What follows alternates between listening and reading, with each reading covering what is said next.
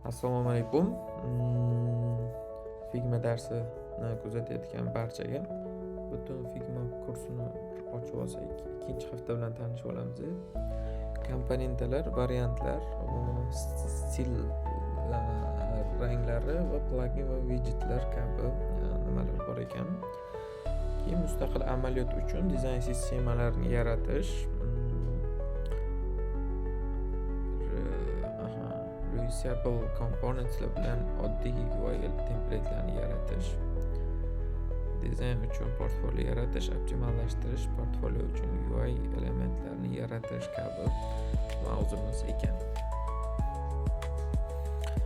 Umuman olganda, Figma darsimiz aynan Figma dasturida bizani maksimal qobiliyatlarimizni ochib berish uchun, bizani maksimal nima qiladi, rivojlantirish uchun kerak bo'ladi bu narsa.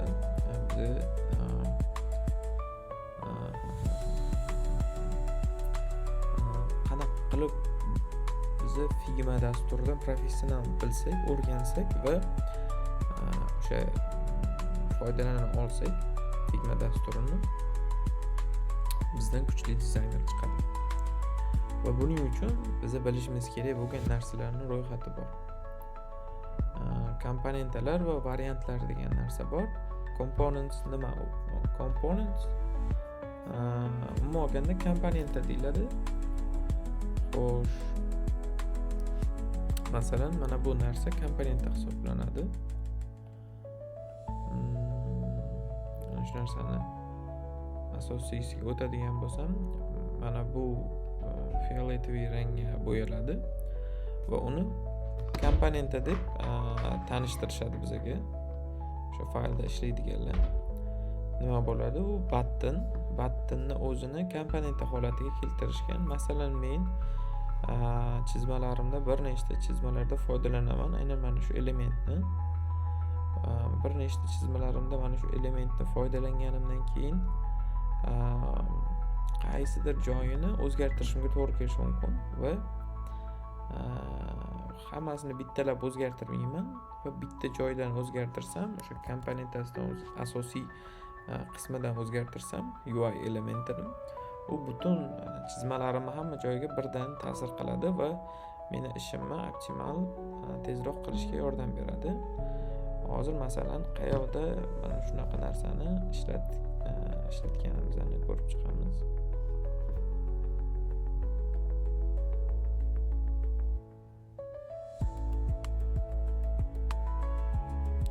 Masalan, mana bu knopka bor. Bu knopkaga o'xshagan knopkalarni men nechta joyda ishlatganman? 1, 2, 3. Bu 4-variant. Ko'p joyda ishlatganman. Mana 5. Bu kabi knopkalarni ko'p joyda ishlatganman. Bu men chizmam emas. O'sha interfeysda ko'p joyda nima bor? Knopkalar mavjud mana bu knopkalar ikki xil varianti bor. Va ularni asosiysiga o'tadigan bo'lsam, unda mana bu joydan tekstini oq qiladigan bo'lsam, oq rangga bo'yaydigan bo'lsam va saqlasam, keyin buni assets bo'limiga o'tib o'zgarishlarni publish qilsam, mana bu joyda ko'rinadi o'zgarishlar. Nima qayerda o'zgarish bo'lganligini o'zi ko'rsatadi. Shu o'zgarishlarni mana shu faylni dizayn sistema uchun publish qiladigan bo'lsam, nima bo'ladi? Mana bu joyda interfeysda shu kabi shu dizaynda foydalanilgan hamma elementlar ham birdek o'zgaradi, birdek qiymatlari o'zgaradi. Bu degani siz mana shu narsalarni bilishingiz kerak degani emas. Bilib qo'yish kerak. Mana shu dizayn sistema, shu dizayn sistemani komponentasi juda ko'p chizmalarda ishlatilsa, endi masalan men balkim mana buni olib ishlatarman. Qaysidir qismida buni olib ishlataman, qaysidir qismida buni shu chizmasiga qarab, joylashuviga qarab, aynan button bo'lmaydi bu narsa ko'p narsa bo'lishi mumkin. Masalan, mana bu ikonkalar hammasi komponent holatida kelgan faylga va ular qanaqa boshqariladi. masalan katta bibliotekalar bor, komponentlardan tashkil topgan. Masalan, mana bu dizayn sistemi fayli. Uni ichida komponentlar juda ham ko'p.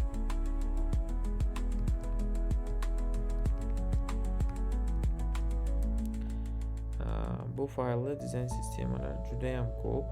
Masalan, sidebarga keladigan bo'lsak, mana bu sidebarimizni o'zi bitta komponenti va shu kabi komponentlari juda ko'p. Bu kabi chizmalar bir nechta interfeyslarda bir vaqtda foydalansa bo'ladi. Tushunarli, bir nechta joyda interfeysdan foydalansa bo'ladi. Anaqa qilmaydi. Zarar qilmaydi. Siz foydalanyapsizmi mana shu interfeys, mana shu chizmalardan? Asosiy chizmalarda nimadir o'zgarish qilsangiz va assets bo'limiga o'tib o'sha o'zgarishlarni publish qiladigan bo'lsangiz, siz mana shu faylda ishlatgan barcha komponentlarga taalluqli yoki bu fayldan boshqa faylda mana bu joyga olib kelib ishlatilayotgan chizmalarda hammasida bir xil, birdek komponentlar nima bo'ladi? O'zgarishga uchraydi.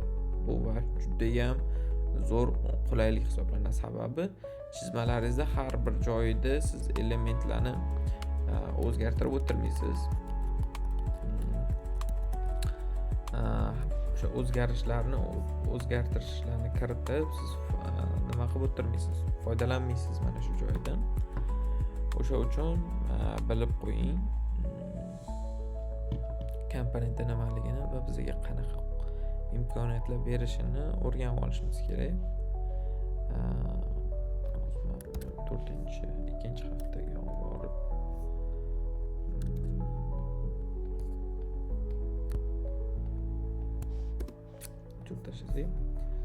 o'sha komponentlar o'sha ota tipi yaratuvchi hisoblanadi va o'shanga asoslanib siz nima yaratasiz? Elementlarni yaratasiz, variantlarni yaratasiz. Masalan, tushuntirganimdek, mana bu joydagi komponent elementlari bular variantlar hisoblanadi. Mana bular variant. Har biri mana bu button elementining, button komponentasining har xil variantlari. Masalan, yozib qo'yibdi mana bu yerda. Hozirgi nimada qanaqa variantlari bor deyapti. Uni turi bor. Variantning turi bo'lishi mumkin. 4 xil darajada turi bor ekan variantni. State bor ekan. Holati 4 xil holatda bo'lishi mumkin. O'sha variantni keyin o'lchami bor. O'lchami hozircha large ekan deyapti. Va masalan 48, 40, 36 pikselda 3 xil o'lchamda anaqa qilishi mumkin. Nima bo'ladi?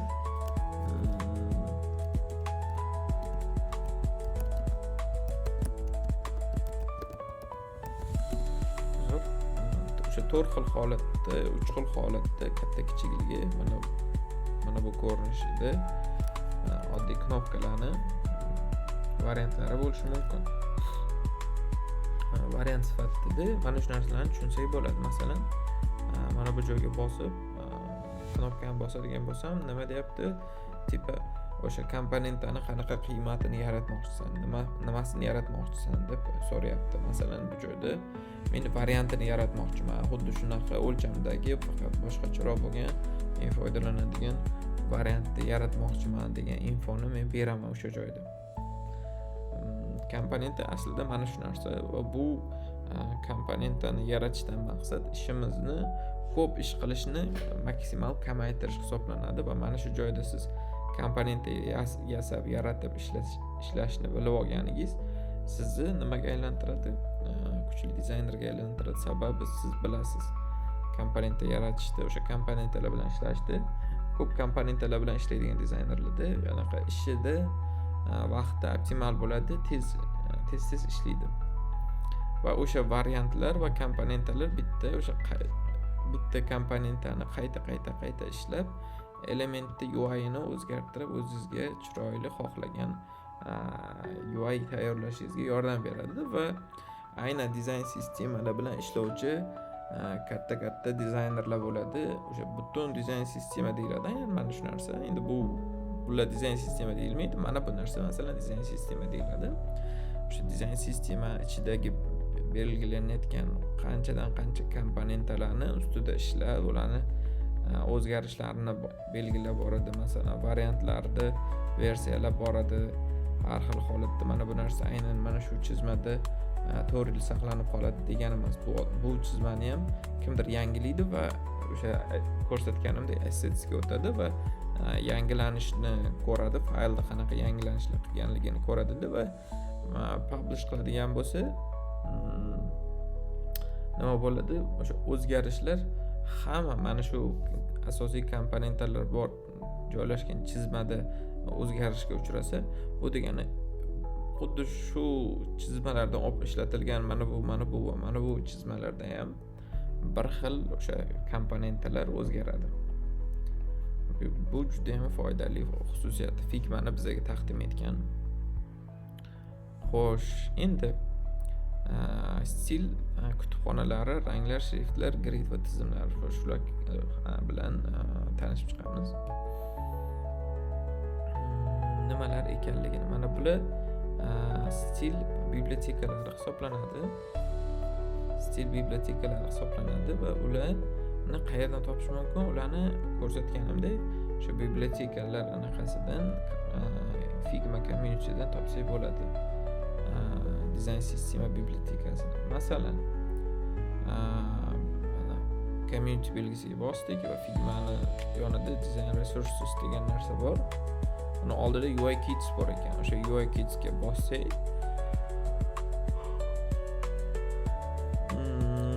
bizga nima chiqazib beryapti? Dizayn sistemalar bor fayllarni topib beryapti. Demak, mana bu fayl dizayn sistema ekan. Bundan foydalansam bo'ladi, tekin. Mana bu fayldan xuddi shunaqa foydalansam bo'ladi, bu ham tekin. Demak, Ant-Designni ham topsam foydalansam bo'ladi, bu ham tekin. Men uchun foydalanishga. Va shu kabi bir nechta dizayn sistemalarni tekinini topib olishlaringiz mumkin. Sizlar ham o'sha joyda communitydan ko'proq o'sha community fayllarning orasidan qidirishingiz kerak, o'zingizga kerakli ma'lumotlarni topishga harakat qilishingiz kerak. Tak, o'sha nimalar, stilli kutubxonalar, mana bu kabi fayllarni men topib olganman emas, uni yuklab qo'yishga prosta sal diqqat bilan ko'proq qidirish kerak bo'ladi bu. Keyin bizda nimalar bor? Stillar bor. Bular ranglar, shriftlar va gridlar, molekulyar atomic dizayn sistemaning hozirgi vaqtda atomlar hisoblanadi. Atomlar deganda nimani tushunsak bo'ladi? Atom deganda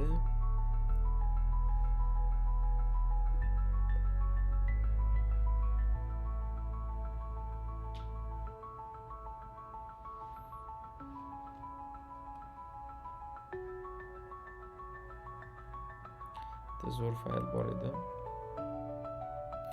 Dizayn tokenlar degan tushuncha bor. Masalan, dizayn sistema nima? Dizayn sistemani asosi atomlar hisoblanadi. O'sha atomlardan bir nechta elementlarni yig'ib, masalan, rangini olasiz, tekstini olasiz va rang, tekst va shadow effektlar bo'ladi. Va shunga o'xshash bir ikkita Figma'ni yaratsangiz bo'ladigan element, chizsangiz bo'ladigan elementlarni olasiz. 4 ta 5 ta narsa bo'ladi u olganda va ularni bitta qanaqadir holatga keltirib, undan molekula yasashingiz mumkin. Molekula deganda, masalan, biz ko'rdik, haligi battillarni ko'rishimiz mumkin.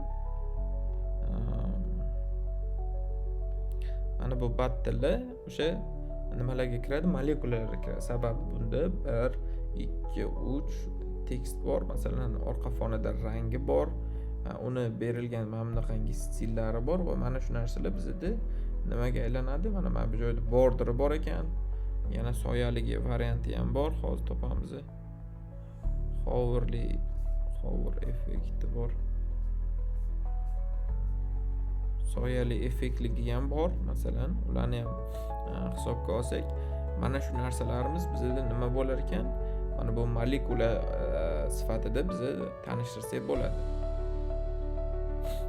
Atomic design sistemadagi muhim element bu molekulalar hisoblanadi. Aynan molekulalardan biz nima yasaymiz?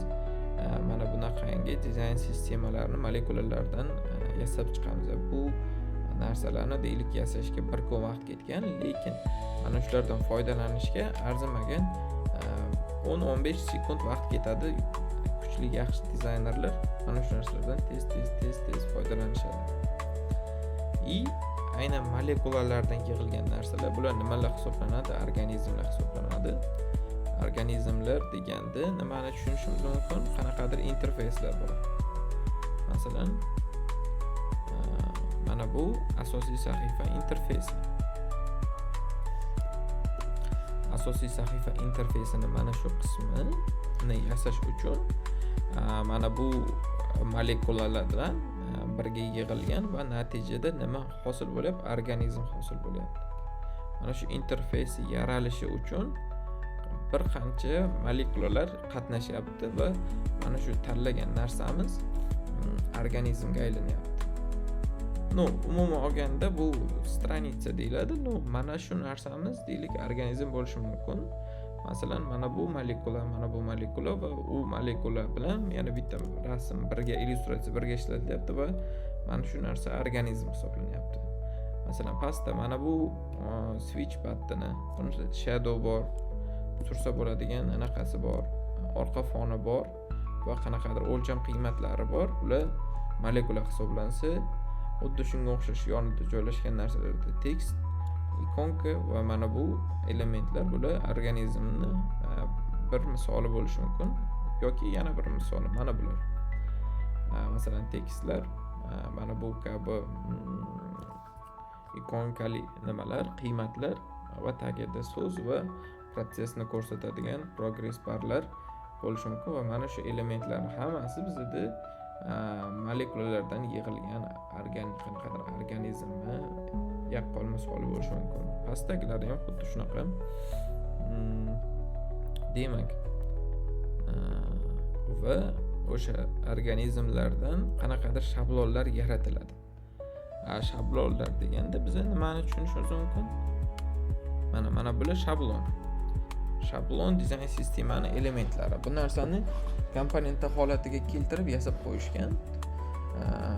Deylik, qaysidir shablonni nimadirini deylik mana anaqada command va option knopkalar bosilishi kerak degan infoni berayotgan bo'lsa, nima bo'ladi?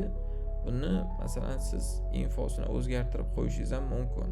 Xohlasangiz mana bu holatga keltiring.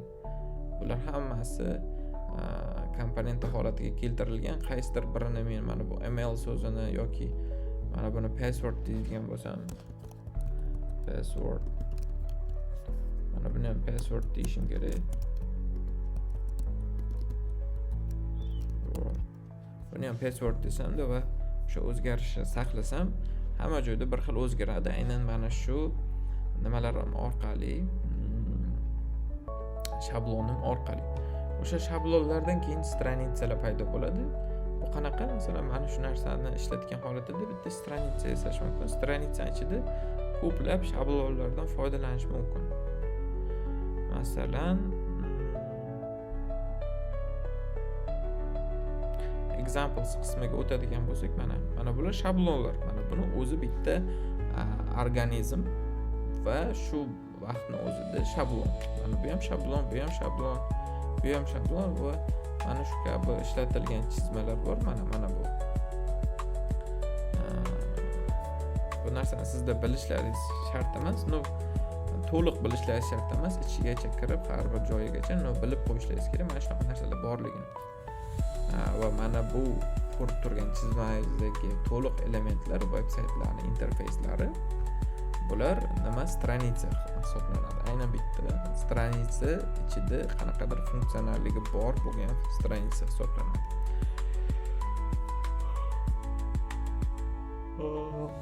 O'sha dizayn sistemani atomar bo'lishiga ham juda ham muhim bo'lgan omillari bor. Masalan, qaysidir bir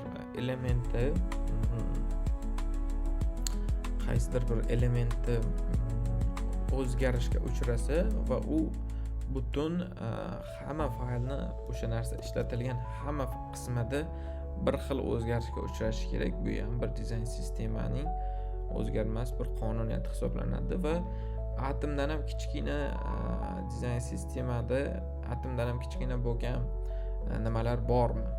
Nima desak,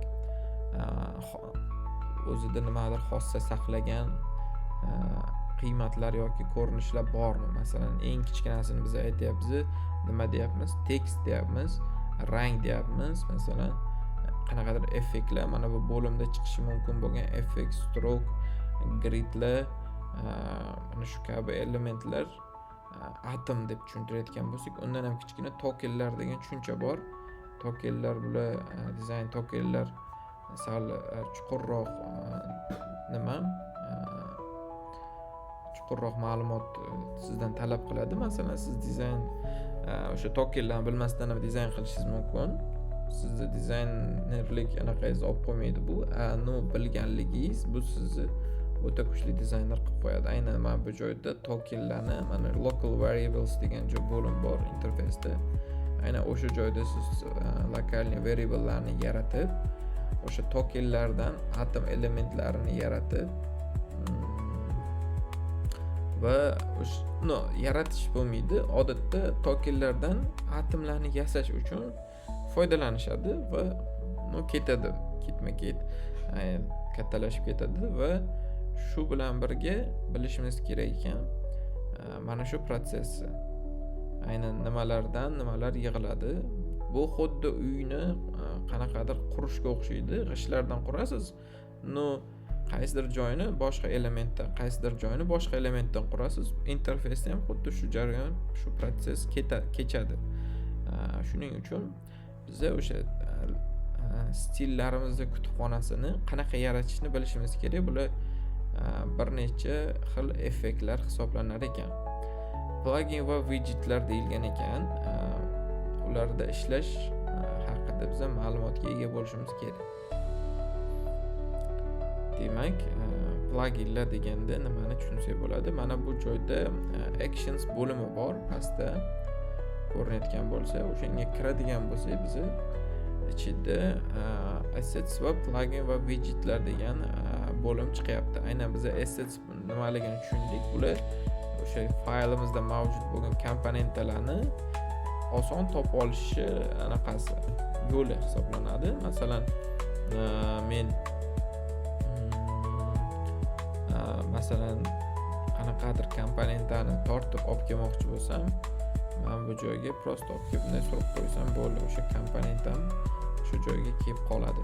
Yoki men bu joyda assets bo'lim bor, undan ham xuddi shunaqa olib kelib tayyorlab olishim mumkin. Faylni qidirib o'tirmayman, oson topib olaman faylim ichidagi o'sha elementni. Xo'sh, keyingi anaqada o'sha aynan mana bu bo'limni qanaqa ishlashini tushuntirib beryapman. Bu joyda assets bo'limi bor, assets bo'limi bilan ishladik va plugin va widgetlar bo'limi bor. Biza bilishimiz mumkin, plugin nima? Bu plugin Figma'ning ichida foydalanish mumkin bo'lgan kichkina dasturlar, qanaqadir funksionallik Photoshop va Illustratorlarda bor funksionallikni qanaqadir kichkina funksionallik o'zida kasb etgan anaqa hisoblanadi. Nima desam, kichkinagina dasturcha hisoblanadi. Buni Figmaga mustaqil anaqa bog'lab qo'yib bo'lmaydi. Alohida buni ham kichik dastur sifatida Figma'ning ichida ochib ishlatsangiz bo'ladi. Kompyuteringizga nagruzkani maksimal kamaytirish uchun o'ylab topishgan aynan mana shu yo'lini. Hamma widgetlar onlayn ishlaydi. Qachonki sizni mana bu brauzeringizda ochgan faylingiz ichida chizmalaringiz onlayn bo'lgan holatingizda o'sha pluginni nima qilib yoqib olsangiz bo'ladi. Masalan, men bu Photop degan plugin bor. Menga nimani effektini beradi? Menga Figma'ning ichidagi Photoshopdan foydalanish effektini beradi. Masalan, men Figma'ning ichida Photoshopni ochib olishim mumkin. Photoshopdan foydalanishim mumkin. Hozir ko'rsataman, ochib olsin. masalan mana bu vektorli grafikaga asoslanib chizilgan, after layoutga asoslanib chizilgan chizmamni rasterli grafikaga aylantirib nima qilib beradi? Men u faylimni masalan rasm deb tushunadi plugin, o'shani ustida grafiskiy dizayn nimalarimni yaratib o'shani ustida ishlasam bo'ladi. Bemalol menda qiyinchiliklar bo'lmaydi o'sha joyda.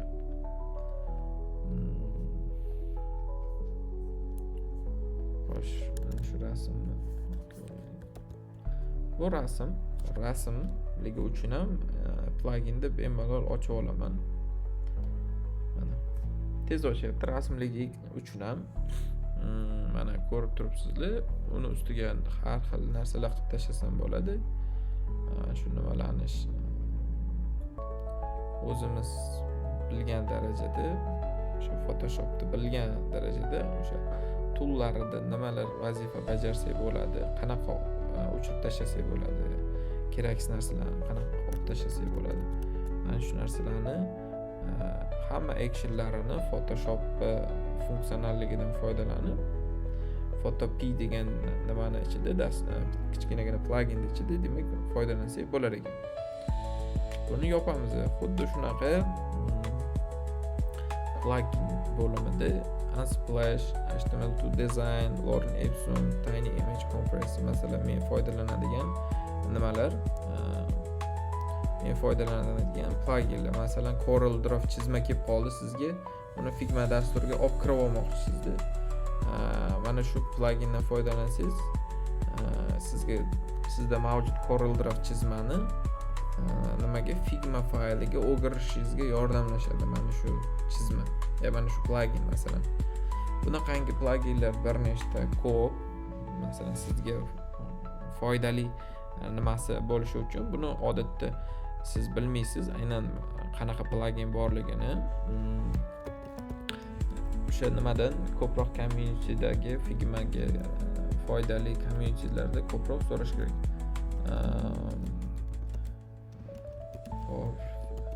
Masalan, top plugins for Figma deb qidiradigan bo'lsak, eng zo'r nimadagi top pluginlarni ro'yxatini beryapti. Aynan Figmada eng ko'p foydalanuvchilari bor, eng ko'p foydalanadigan pluginlar deb mana shularni tavsiya etishyapti va nimalar qilishini tushuntirib berishyapti. Eng zo'r wireframe'larni tezda yaratish uchun mana bu wireframe degan nimadan plugindan foydalan, illustration degan plugindan foydalan. Tekin illyustratsiyalar kerak bo'lsa, Foropy degan anaqa bor. Eng zo'r Figma dizaynerlari uchun prototiplarni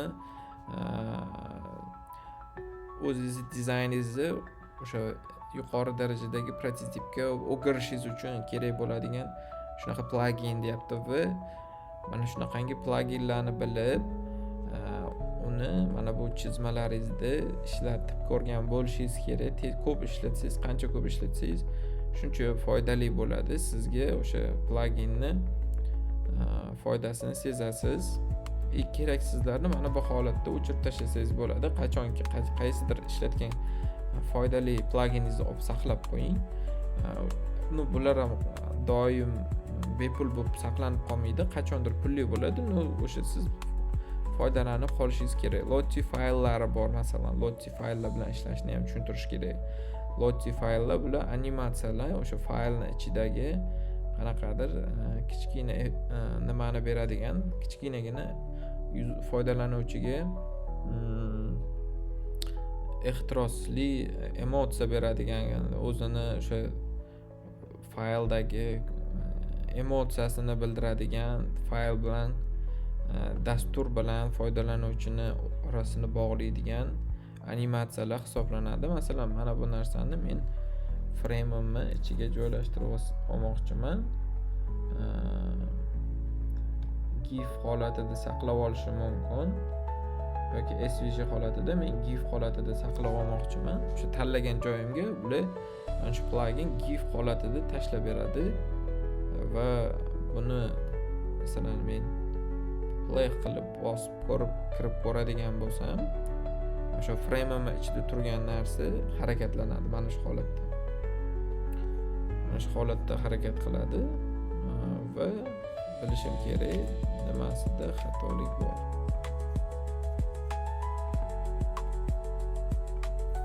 Masalan, orqa fonini balkim sal o'girishimiz kerak, sal to'g'rilashimiz kerakdir. Mana o'sha olib kelib olgan rangli animatsiyangiz GIF holatida sizga to'g'ri, chiroyli ko'rsatib berishadi Figma'ni o'zida. Buni video holatida, GIF holatida yoki video holatida boshqa bir yana bir videoni olib kelib joylashtirsangiz ham bo'ladi. Bu narsani adashmasam ko'rsatib bergandim. Masalan, men bu videoni A few minutes later degan video bor. O'sha videoni masalan play qilib ko'rishimiz mumkin. Figma'ni ichida bu narsani aynan bu prezentatsiyani ichida ham ishlaydigan narsa bu.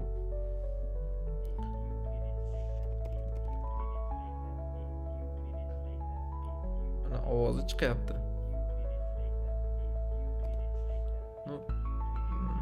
O'sha videoni prezentatsiyani ichiga aynan siz mana bu o'sha Figma'ni bilgan holatingizdan foydalanib qo'ysangiz bo'ladi. Masalan, bu ham zo'r anaqa feature hisoblanadi. Yana qanaqa pluginlar bor? Masalan, tavsiya etaman men. Tak.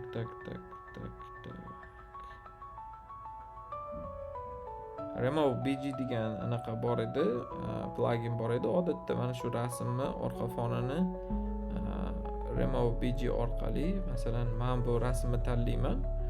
Mishkani o'ng knopkasini bosib, plugins degan bo'limdan Remove BG deganini topib tanlashim mumkin. Masalan, men bu joydan Remove BG run qiladigan bo'lishim mumkin.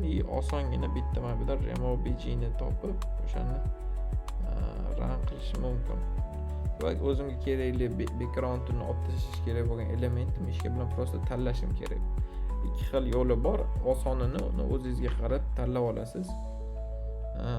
Aynan undan ham oson yo'li hozir chiqdi. Photoshopda aynan Figma'ni o'zi bizga nimani imkoniyatini beryapti? Orqa fonini olib tashlash imkonini beryapti. Aynan qanaqa featuresi bilan mana bu joyda aynan all degan joyda suggestions degan Figma'ni o'zining AI nimalari, featurelari hisoblanadi va prosta men buni bosadigan bo'lsam, o'zi analiz qiladida o'sha faylni, orqa fonini olib tashlaydi, bizga keraksiz narsalarni olib tashlaydi va aynan mana buni bittalab o'zimiz rang berib tozalab chiqqanimizdan ko'ra chiroyli va aniq-tiniqroq holatga keltirib beradi. Aynan bunga keyin men masalan nima berishim mumkin?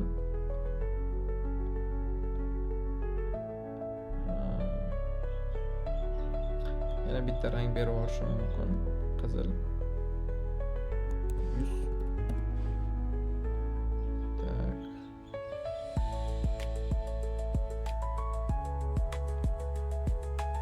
Mana. Haligi postimni, grafik dizayn postimni tezda nima qildim? O'zimni brend rangimga bo'yab oldim. Brend rangimga o'sha grafik dizayn postimni tezda bo'yab olishga qildim, bo'yab oldim. Endi men bu joyda fioletoviga o'xshagan ranglar bor. Bu narsalar katta ahamiyat kasb etmaydi.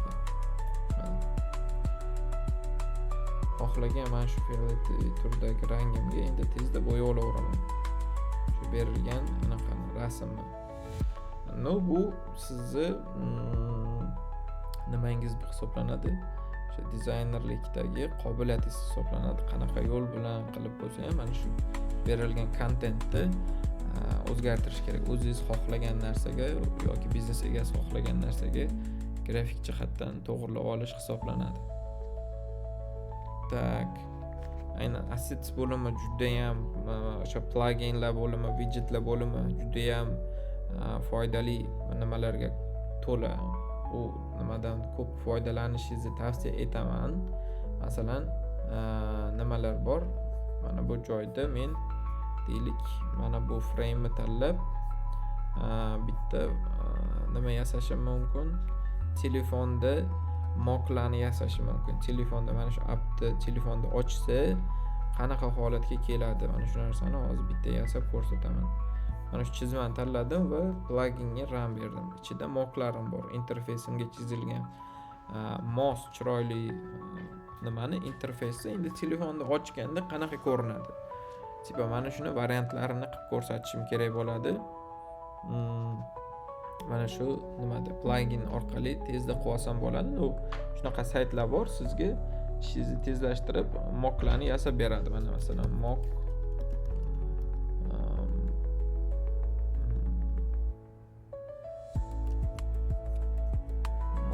for mobile design. Mana shunaqa free pickda tayyor mocklar bor, sotiladi. Free pickda ham sotiladi. Tam qanaqadir saytlarda tekin yo bu deb qo'yishadi. Siz bilishingiz kerak. Mana shu plugin orqali tezda o'zingizga kerakli plugindan mock tayyorlab olishni bilishingiz kerak. Hozirroq bitta загрузка bo'lsin.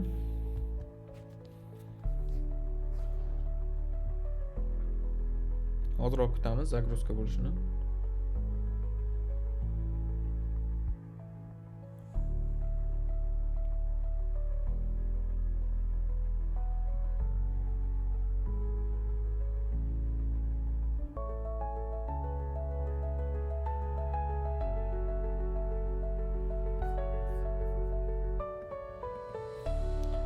Nega ishlamayapti? Bu joyda 2 xil 3 xil faraz bor ishlamayotganligiga. Bo'lishi mumkin o'sha pluginni serverida kamchilik bor. Yaxshi ishlamay qoldi yoki nimadir muammo bo'ldi. O'sha uchun plugin ishlamay turibdi. Hozirroq kutaylikchi qanaqa effekt bo'lar ekan.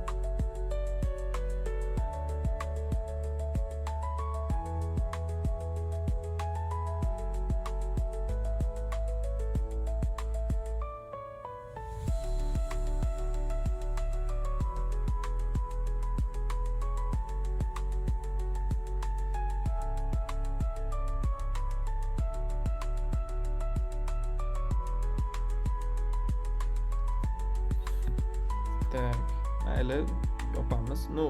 Bilingizlar, mana shu plugin bor. Shu plugin orqali mana shunaqa mobil interfeysni men realniy iPhone'da yoki realniy qanaqadir telefonda mockini ko'rishim mumkin. Loring Epson tekstlarimni olib olishim mumkin. Mana shu chizgan chizmamni qanaqadir kompress orqali siqib sifatini yaxshiroq va siqilgan kichkina hajmli PDF faylni yaratib olishim mumkin. Aynan Tiny Image Compressor degan plugin mana shu narsaga yordam beradi. Avatar generator degani bor. Aynan mana bu joyda masalan mana bu odamni o'rniga boshqa anaqani ko'rsatsak bo'ladi shu joyda. Avatar sifatida ko'rsatsak bo'ladi. Prototyper yana out of flow kabi nimalar bilan nimani yaratish mumkin. O'sha mana bu flow oqim degani, aynan mana bu interfeysdan mana bu interfeysga o'sha flow bilan o'tdi degan nimani chizmalarda ko'rsatsak bo'ladi. Shunday qilib ko'p pluginlar bor. Aynan bu narsalarni qanday topishni tushuntirdim. O'sha saytga kiramiz, saytlardan qanaqa qilib ishlatiladi, nima maqsadda ishlatiladi, o'sha narsalarni so'rashimiz mumkin. Aynan illustration degan mana bu plugin bor ekan. Masalan, bu narsani qanday qidiramiz? Pluginga o'tamizda illustration deb qidirsak, turadi. O'sha faqat mana bu yoqdagi nimasi bilan solishtiramiz. To'g'ri keladimi, yo'qmi? Bu narsani biz bu joyda emas, boshqa joyda ochishimiz kerak edi. mana bu joyda ochishimiz kerak. Masalan, mana bu joyda nimaga kiramiz? Mana bu joydan Illustration degan pluginni ochib olamiz. Va mana avatarlar nimasi bor ekan. Tayyor avatarlarni joylashtirib olsak bo'ladi mana.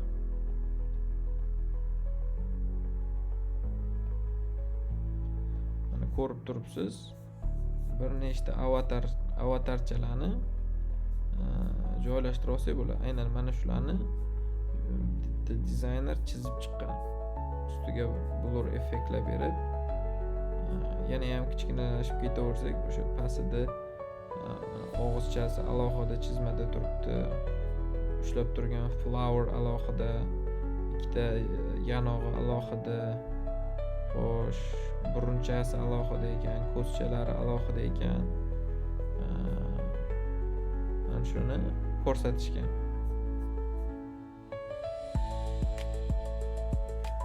Hozir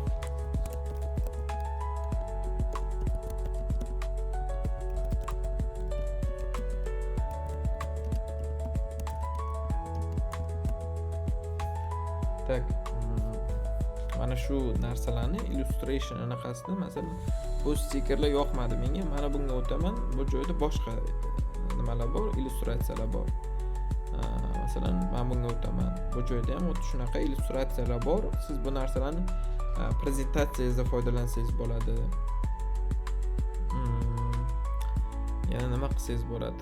Ko'p foydali nimalar bor, illyustratsiyalar bor. U illyustratsiyalar chizilgan, rasm emas. Bular farqini adashtirib qo'ymanglar. Bular rasm.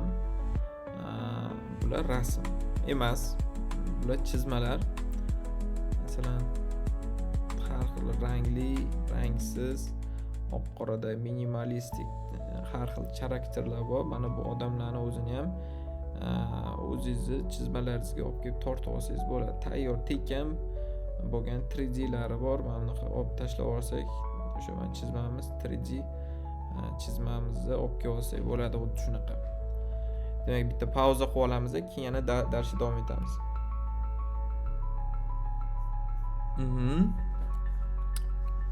Endi davom etamiz shu joydan. Hozirroq iftorlik oldik. Endi davom etishda to'xtamay davom etamiz. Shu aytganim kabi, mana bu rasmni bitta gruppani ichida joylashtirgan holatda bizga nima qilib beryapti? Frame holatiga o'girib beryapti dasturni o'zi. Aynan qanaqa dastur? Plugin sifatida. Widget nima u? Widgetni qanaqa qilib farqiga boramiz deyishlaringiz mumkin. Mana bu yerda widget ham bor, mana UX Flow degan. Bu tarkibimda ushlasangiz, bu qanaqadir komponentga o'xshagan bir nima hisoblanadi.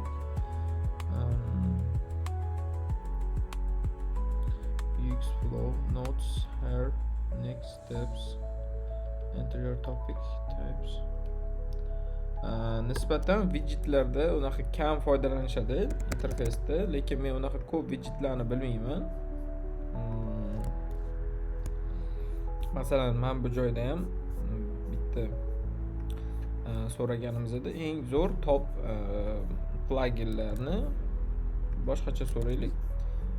Eng zo'r widgetlar. Widgetmi?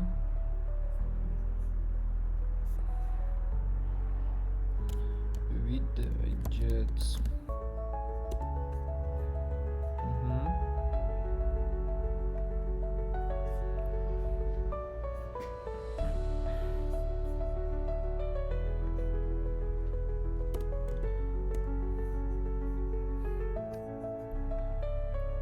Unsplash'ı widget deb tushuntiryapti bizga. Unsplash aslida plugin.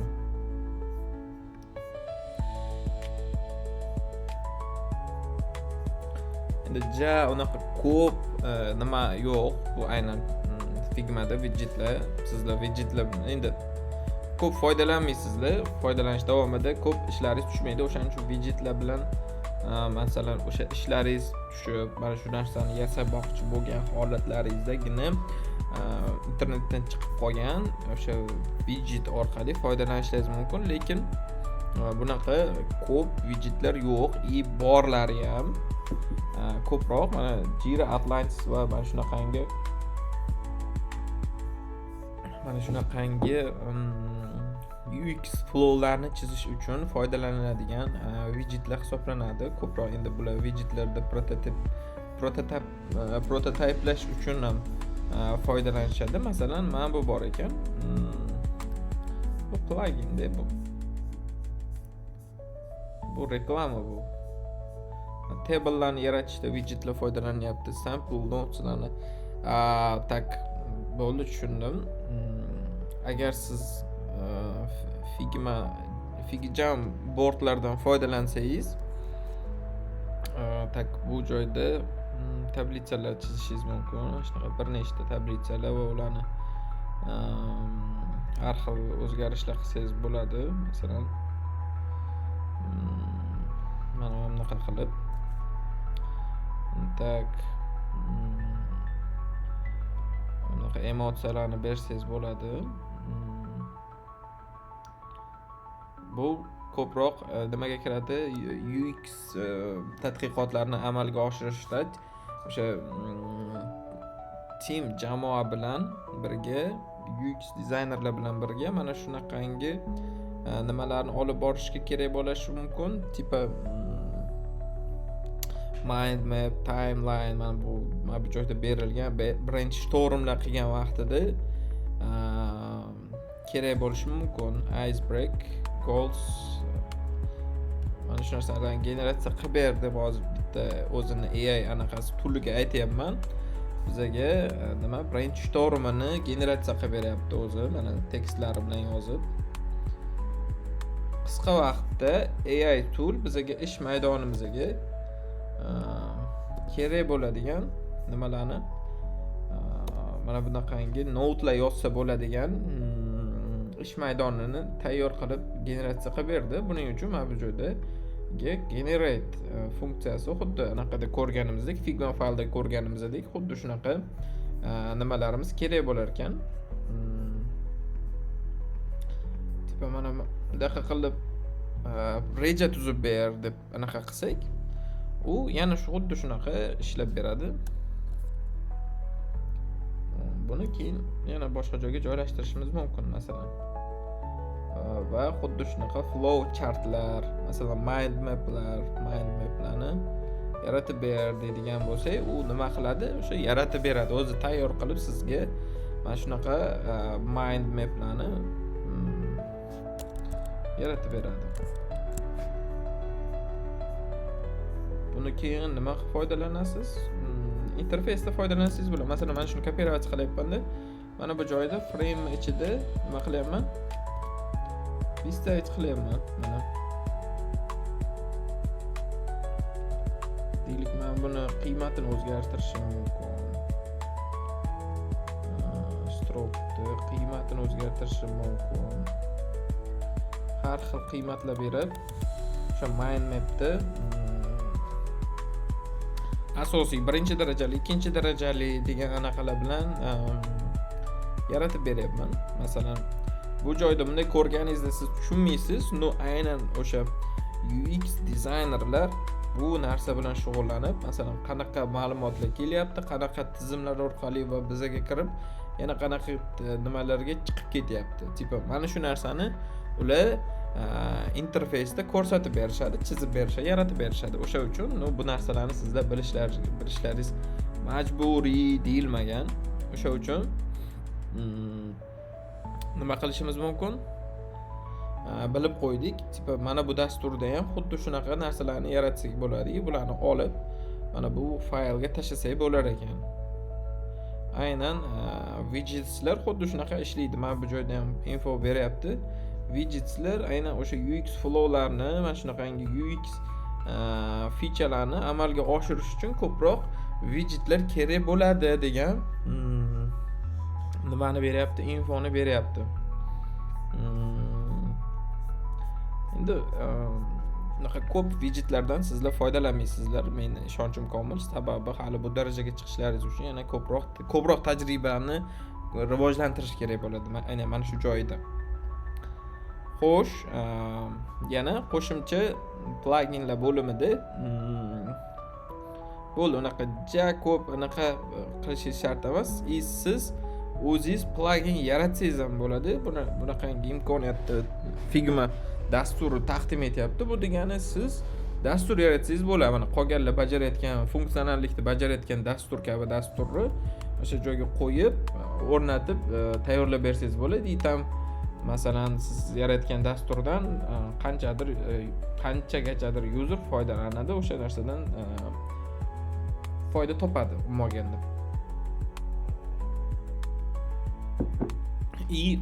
Masalan widget va pluginlarni men tushunmadim, shu temani menga boshqatdan tushuntirib ber deydigan bo'lsalaringiz, men mayli farqi yo'q, yana bitta tushuntirib beraman.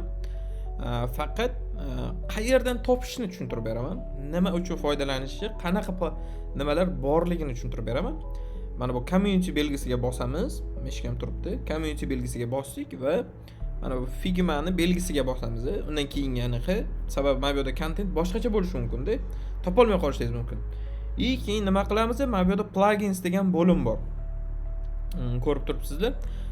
File editing va effektlar beradigan, stil beradigan pluginlar kerak bo'lsa, mana bu bo'limni tanlaymiz. Mana masalan kirdik.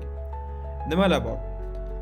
Photopea biza ishlatgan haligi Photoshopga o'xshagan pluginda 302 ming kishi foydalangan va 4 ming kishiga yoqgan bu plugin. Tushundingizmi?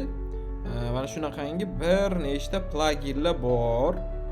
Mana bu pluginda men ishlatib 1.1 million odam mana shu plugindan foydalangan. Tipa bunaqangi pluginlar son mingta, sababi siz bilishingiz kerak, qaysini nima maqsadda ishlatishingizni bilishingiz kerak. Kichik mock-uplar tayyorlasangiz bo'ladi. Ko'p narsalar funksionalliklarni qilsangiz bo'ladi umuman olganda. Va yana nima bor ekan? File organization. Bunga kiradigan bo'lsak, bunda qanaqa nimalar bor bizda? Pluginlarimiz bor ekan. Qanaqadir o'zimizga kerakli tablelarni create qilishda, chizishda, table generatori bor ekan mana. Masalan, sizlar o'sha tablitsani chizib, yasab o'tirmaysizlar Figma dizaynda.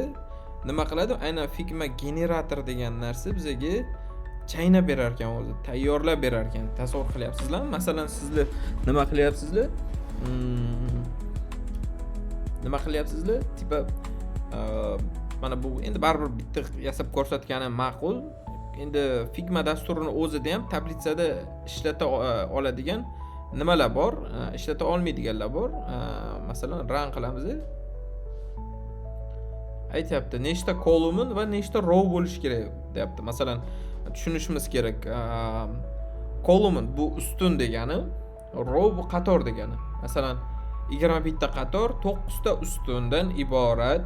Bo'yi eni mana bu bo'lgan va font size 14 bo'lgan, 18 haligi fontni nimasini uzunligi 18 bo'lgan, paddinglar, masofalar, oralig'idagi masofalar 10 bo'lgan nimani yaratib bergan, tablitsani degan nimani beryapti mana.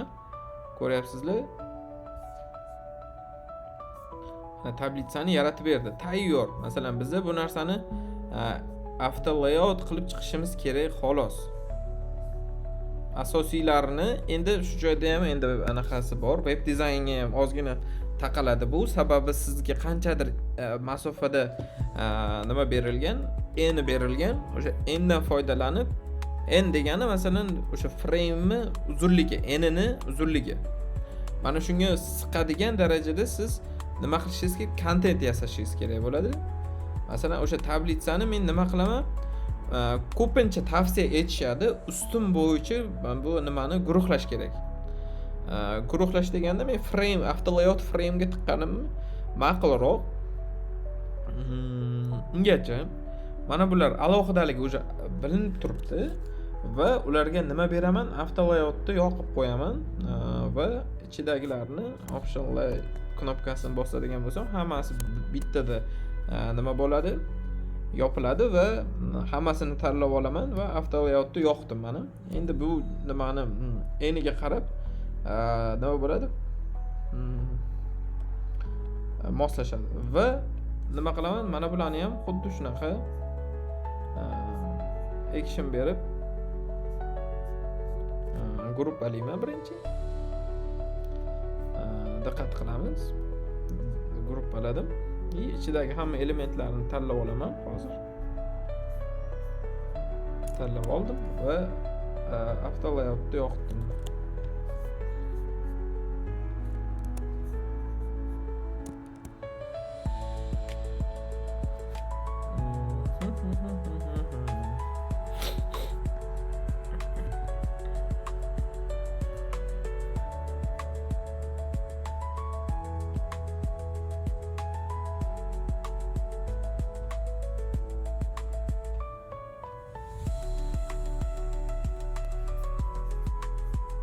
Tak, hozir nimadir bo'ldi. Sizlarga ko'rsatmoqchiman, topolmay qoldim.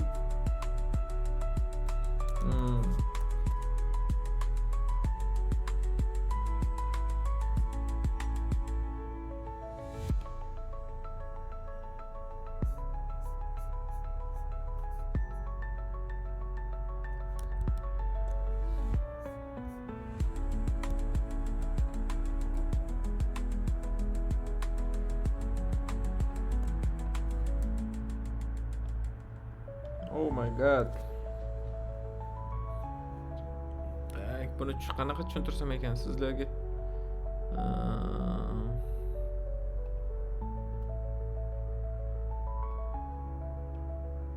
Qanaqa tushuntirsam bo'lar ekan?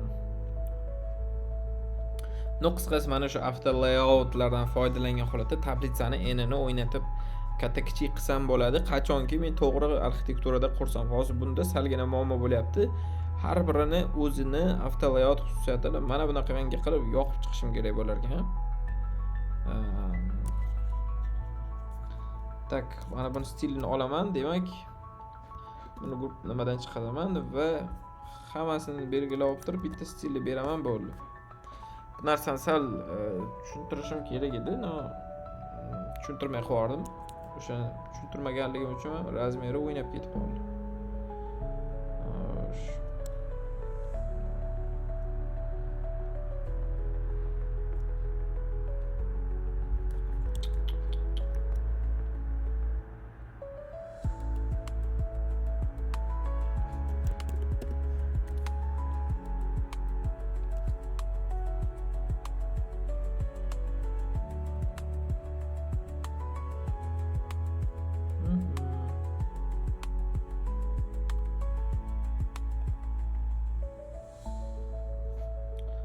Orqasida rectangle bor ekan-u. Hammasini ichida bir xil narsa bor ekan. Boshqatdan qilamiz. Buni chiqazib olaman. Mana bular ichida rectangle bor-da. O'sha rectangle xalaqib beradi va nima qilaman?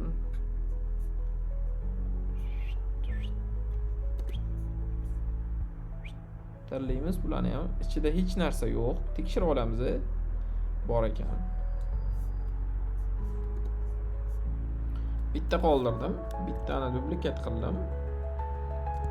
Xo'sh, duplikat qilib ketaveraman. Qachonki pastga borgunimgacha. Hop, mana bo'ldi. Endi bularni bitta belgilab, nima qilaman? After layoutni bitta prosta yoqsam, hammasini birlashtirib bitta after layout ichiga tiqib qo'yadi. Va buni duplikat qilib surib qo'yaman mana. Surib qo'ydim va yana nima qilaman? Duplikat qilsam o'zi shu o'sha qanchaga surgan bo'lsam o'sha narsani eslab qoladi-da. Figmani o'zi har duplikat qilganimda shuncha masofada surib o'zgartiradi joyini. Tipa mana tanlab oldim va ana frame'imni enini katta kichik qilganimda endi u moslashish kerakmi? Demak, nima qilamiz? Bitta mana buni hammasini after layout qilib, mana buni o'zini ham bitta after layout qilib yuborsam, bo'ldi, hal. Tashqariga moslash va mana buni ushlab turib, bunday o'ynatsam,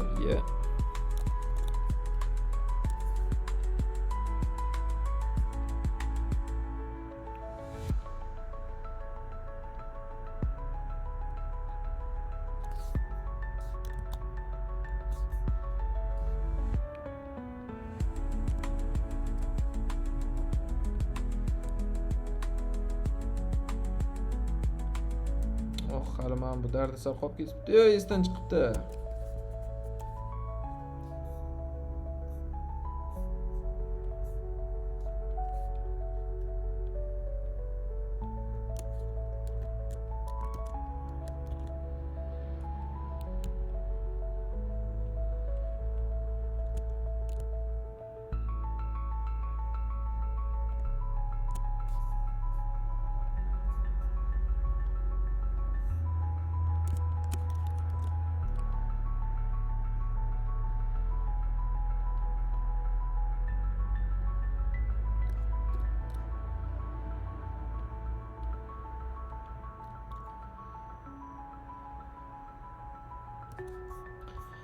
Baxido. Nima bo'lib qoldi? O'sha o'zingiz yaratmaganligingiz sizga xalaqit beradi. Aynan nimani qilishga, o'sha qilayotgan ishingizni to'g'ri qilishingizga xalaqit beradi.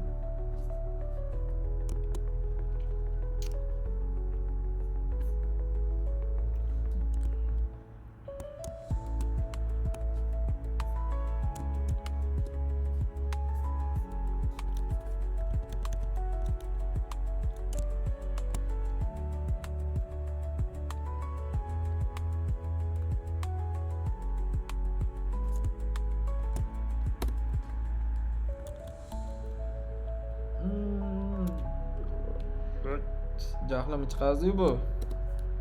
Tushundimmi, bratni?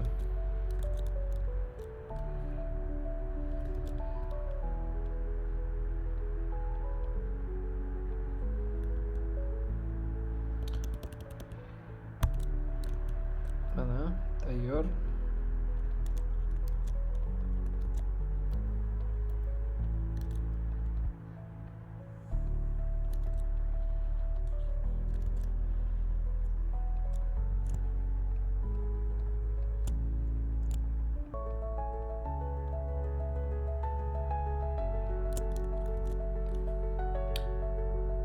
Endi mana tepadagisi o'xshabdi, pastdagisini endi o'xshatishimiz kerak.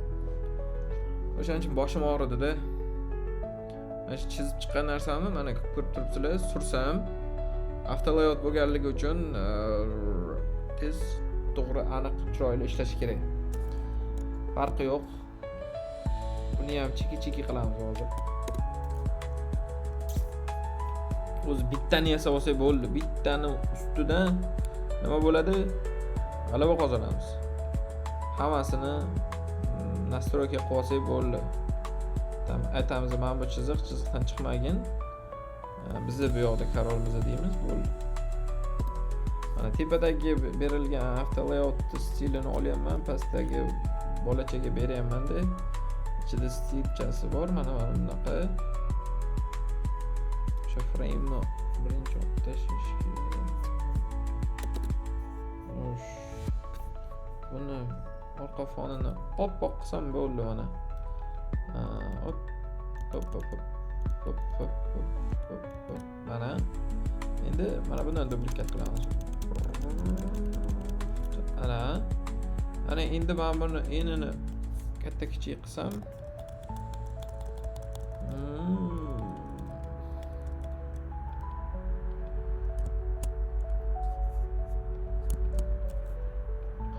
Tashqariga moslashtirdim. Avtolayoutni baribir sizlar bilishlaringiz kerak.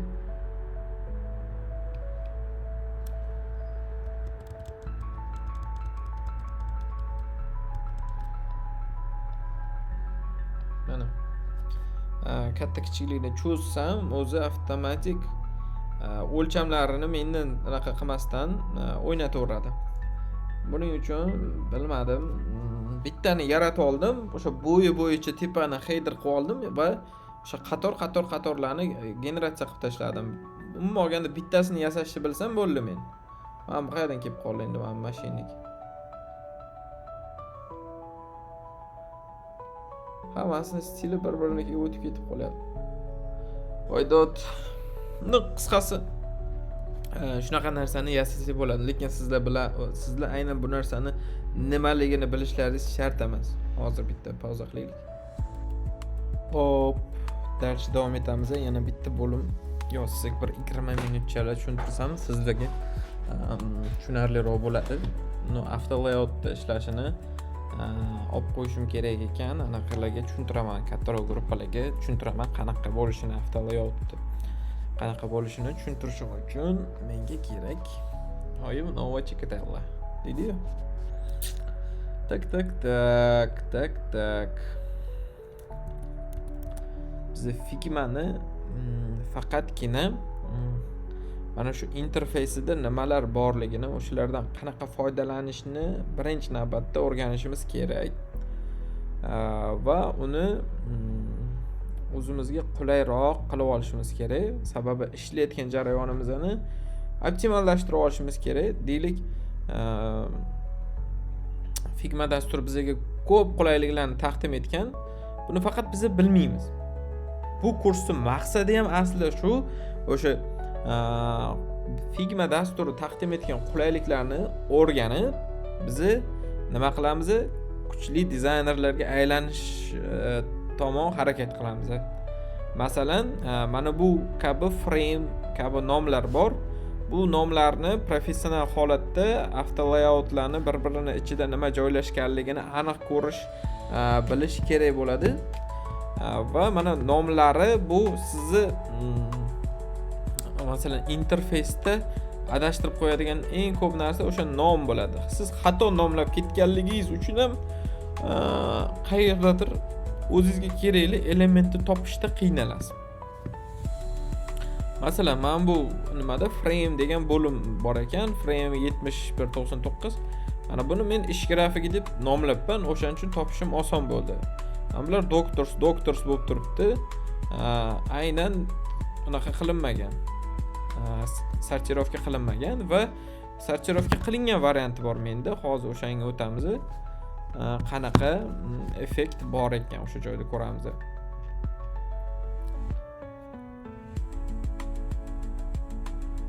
Tak.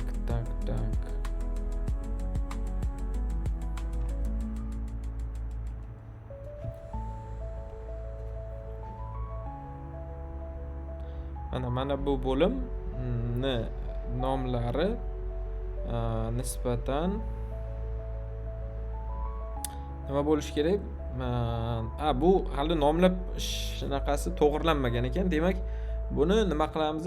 Qaytadan nomlab chiqish uchun bizda rename layers degan bitta AI tool bor.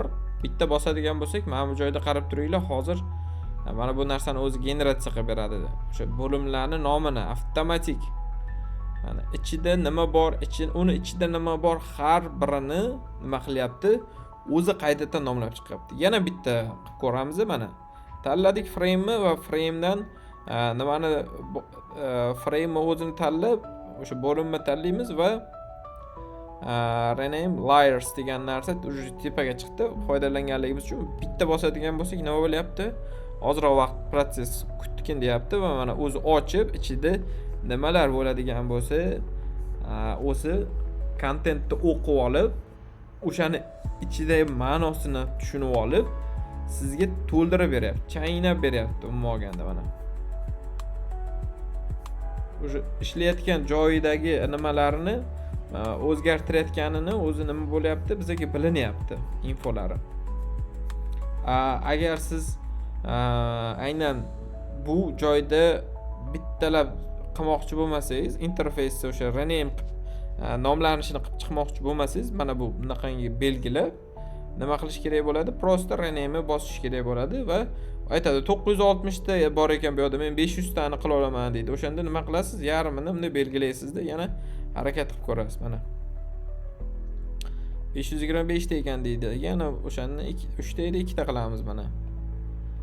Rename qiladigan bo'lsak, mana 125 ta ekan. Mana bunda значит ko'proq ekan. Shunaqa o'ylaymiz. Mana o'zi nomlab chiqyapti. Mana bu joyda avtorizatsiyada shuncha frame ichida frame, mana yerda загрузкасы ham ketyapti o'zi. O'sha qaytadan nomlab chiqyapti bizga foydali bo'lish uchun. Mana. Nimadir xato ketdi deyapti o'zi, yana qaytadan anaqa qilgin deymiz. Nomlagan qaytadan harakat qilamiz. Masalan, mana X chan bosamiz edi. Rename layers qiladigan bo'lsak, nomlab chiqadi va bu narsa bizga nima uchun kerak? O'sha narsani ayni o'sha joyini topib olib, biz qaytadan tezda nomlab olishimiz uchun kerak bo'ladi. Mana tezda o'zi nomlashda u qiynalmayapti. AI qiynalmayapti.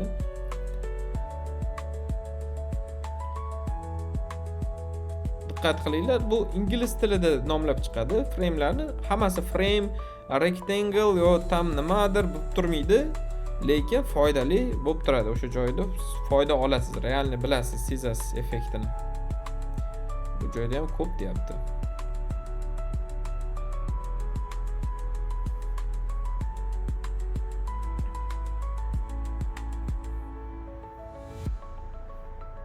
Mana qisqa vaqtda o'sha hamma joyini o'zgartirib chiqdi. Yana tanlaymiz va qaytadan rename qilib chiqamiz mana. Qarashda ekan deyapti va qiynalmasdan o'sha nomlanishini o'zgartirib chiqyapti mana. Tez bo'ldi bu safar boshqalarga nisbatan. Endi men bilan belgilab ko'ramiz. Rename prosta belgilaymiz. Ko'ramiz nechtani belgilab olishini, qila olishini. Mana. Dastur shu qadar bizani ishimizni optimallashtirib bergan. Umuman olganda biz qiynalmasligimiz uchun, ko'p ish qilmasligimiz uchun, bitta ishni qayta qilmasligimiz uchun, takrorlamasdan maksimal sizni yalqovga chiqaradi. Ko'proq mana shu miyada o'sha kreativ g'oyani, dizaynni yaratishga vaqtingizni ajratasiz. Mana shu bitta katta foyda hisoblanadi.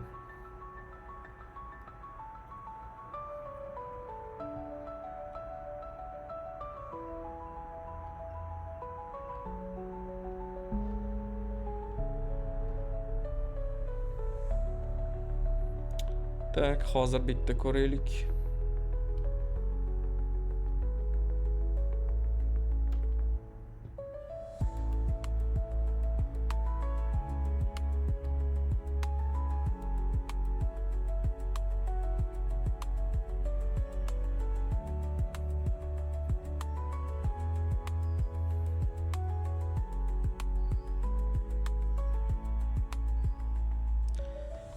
Demak, shunday ekan.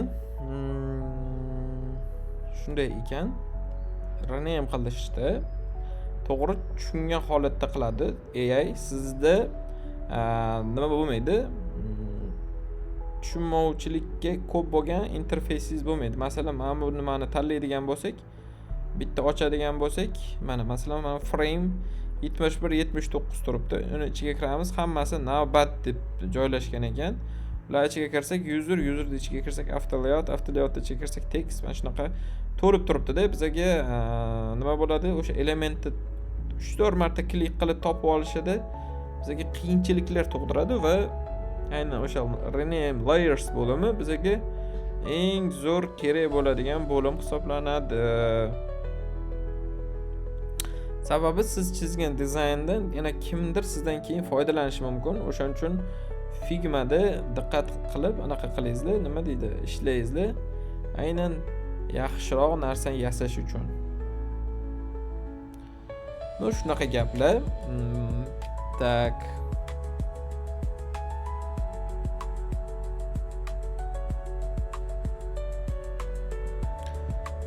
Shunaqa gaplar, do'stlar. Figma interfeysi bizga qulaylashtirib berildi.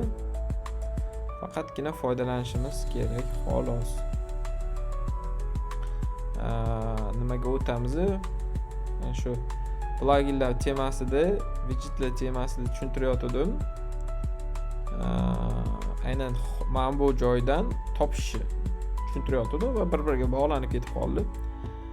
Tak, bular ko'proq nimalar pluginlar hisoblanadi. Aynan organizatsiya qilish uchun, tezlashtirish uchun protsessni, nimadir qilayotgan narsangizni tezlashtirish uchun kerak bo'ladigan pluginlar hisoblanadi. Aynan bu pluginlar murakkab dasturlar bilan bir xil vazifani bajaradi. Va bularning har xil funksionalligi bor. Aqlli odamlar o'ylab topishgan bizlar uchun. Development degani bor ekan. Development ichida nima bor ko'ramiz. Code snippet editor bular endi dasturchilar uchun moslashtirilgan pluginlar. Masalan, GitHub degani bor. U GitHubni kodlar turadi. Dizayn bilan GitHubni bir-biriga ulash uchun kerak bo'ladigan, demak, plugin ekan degan infoni beradi. Aynan mana shu joyi dasturchilar uchun moslashgan. Dasturchilar nima qiladi? Kirib, mana shu joyda qiynalmasdan mana shu pluginlardan foydalanadi. Tushunarli? Xo'sh, widgets bo'limi bor. Widgetslarni mana ko'rib turibsizlar. Widget deganda sizlar mana bu telefondagi mana hozir ko'rsataman. Mana bular widget hisoblanadi. Mana ular mana bular widget hisoblanadi. Aynan telefondagi ko'p funksionallik ega bo'lgan widgetlar hisoblanadi. Mana shu funksionallikni bajaradi. Qanaqadir funksionallikdan siz o'shandan foydalanasiz. Bu widgetlarda ham maqsad aynan shu. Figma dasturida sizni nimadir funksionalligingizni bajarib beradi. Maqsad shu bularniki. Masalan, mana bu widget. O'sha aynan playerni ekranga chiqarib oladigan widget ekan. Alhamdulillah. Shu ko'p funksionallikni o'z ichiga olgan, qanaqadir funksional mavjud bo'lgan tool hisoblanadi aynan mana shular. Chester widgeti bor ekan, esi Goldberg degan brat yuklagan. Aynan mana shu nimani shaxma-shashkaga qiziqar ekanlar. Mana masalan, nimani topib olishimiz mumkin. Chester predmetlarini topib olishimiz mumkin. Figmani ichidan. Umuman olganda Figma shu qadar katta miqyosli, keng miqyosida tuzilgan.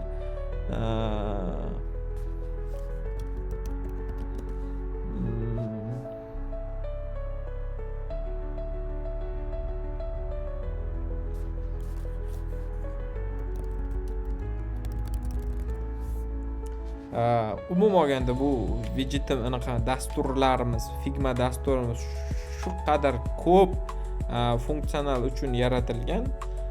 Prosta sizni dizayn chizishga tayyorlab qo'yishadi. Masalan, import yoki export uchun pluginlar bor, accessibility uchun pluginlar bor ekan, prototype animatsiyalar uchun prototiplar anaqa pluginlar bor ekan. Masalan, accessibility deydigan bo'lsak, accessibility degani bu foydalanish imkoniyatini yaratib berish deganida. Tipa nimagadir dostуп berish, dostupность desak bo'ladi ruschada. Tipa shunga doir qanaqa ranglarni, kontrastlarni tanlashi, shu kabi ko'p nimalarni pluginlardan foydalanib ko'rsak bo'ladi. Aynan siz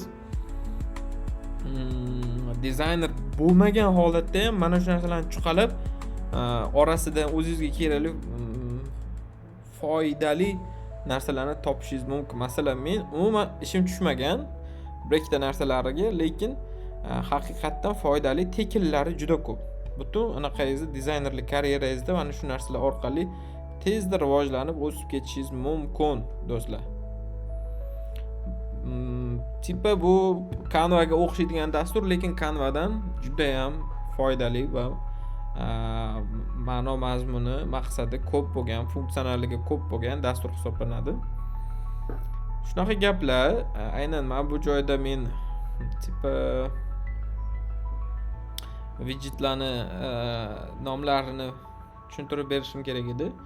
Rewrite this degan bo'lsak, qanaqadir bizga AI interface chizishimizga yordamlashib ham yuboradi joyi kelsa. O'shaning uchun yoki translate qilib berishim mumkin. Mana shu chizmalarni hozir ko'rsataman. Doctor examination degan narsani ichida o'zbekchaga to'g'rilangan tekstlarni translate to deymizda. Translate to, masalan, Korean deymiz. Korean. Mana interfaysdagi mavjud tekstlarni nima qiladi? Bizga Korean ga o'girib beradi.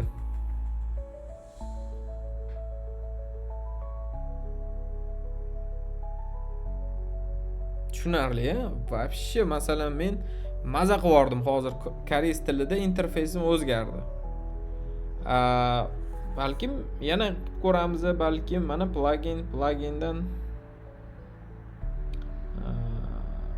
tak save it this last plugin which is more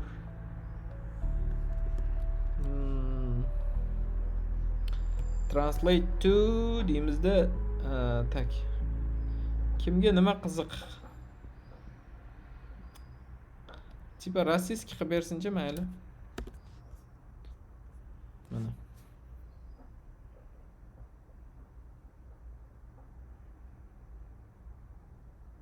prosta ismini rasvo qilib qo'yapti, ismda qiynalyapti va Alif jasur bo'lish kerak edi. Birinchi koreyschaga o'girganda o'sha ismni qiynalyapti. Translate to Chinese.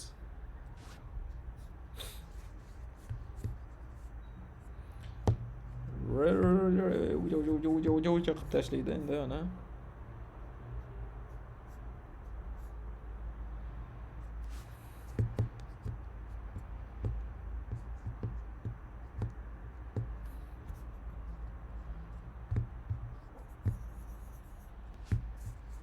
Endi kutib turasiz-da aynan. Mana bo'lgan bo'lsa, men bu joyda down degan narsani infoni beryapti mana. Shunday ekan do'stlar, qanaqadir til bilishingiz shart emas. Prosta siz o'zingizga qulay interfeysni chiza olsangiz bo'ldi. Masalan, o'zbek tilida interfeys, o'zbek tilida dizayn chizib ham, o'zbek tilida yaratib, mana bunaqangi dizaynlarni nima qilishingiz mumkin? Prosta tekstlarni olib inglizchaga o'girib yuborishingiz mumkin. Masalan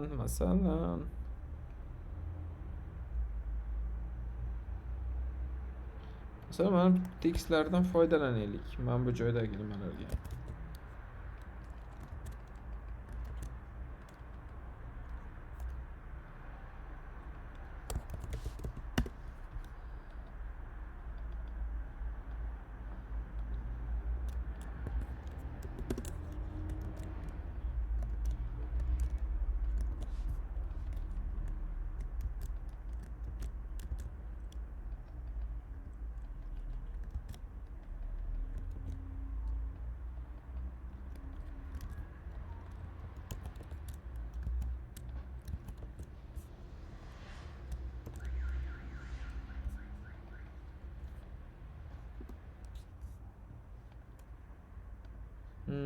Frame tanladim.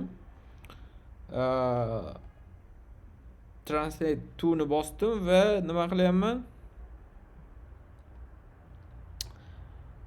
Rossiyskiy rus tiliga o'girib ko'raylik mana. Задача отдел кадров mana. Ko'rdingiz? Wow narsada bu, wow. Mana. Xohlagan vaqtimizda, xohlagan tilimizga, xohlagan narsamizni o'girsak bo'ladi. Figma dasturida o'zida chiqib, mana bu joydan translatorga kirib, o'sha qanaqadir operatsiya vazifani bajaradigan dasturni topib o'tirishimiz umuman kerak yo'q. Prosta Figmani bilsak bo'ldi. Mana shu Figmada professional foydalansak bo'ldi, mana. Tushunyapsizlar? O'sha uchun agar sizlar nimaga tushunmayotgan bo'lsangiz, qayerda qanaqa qotib qolgan bo'lsangiz, mendan so'rashlaringiz kerak. Nima qilay, mana shu narsani nima qilay deb so'rashlaringiz kerak. Ko'proq o'sha dastur ustida ishlashingiz kerak. Men nimanidir ko'rsatib, chizib, yaratib berayotgan bo'lsam, har birini o'sha ko'rib, chizib, o'rganib, keyin Figma dasturiga tashlab olib, mana shu narsani qurishlaringiz kerak bo'ladi. Mana bu narsani masalan men 4-darsga tashlayman.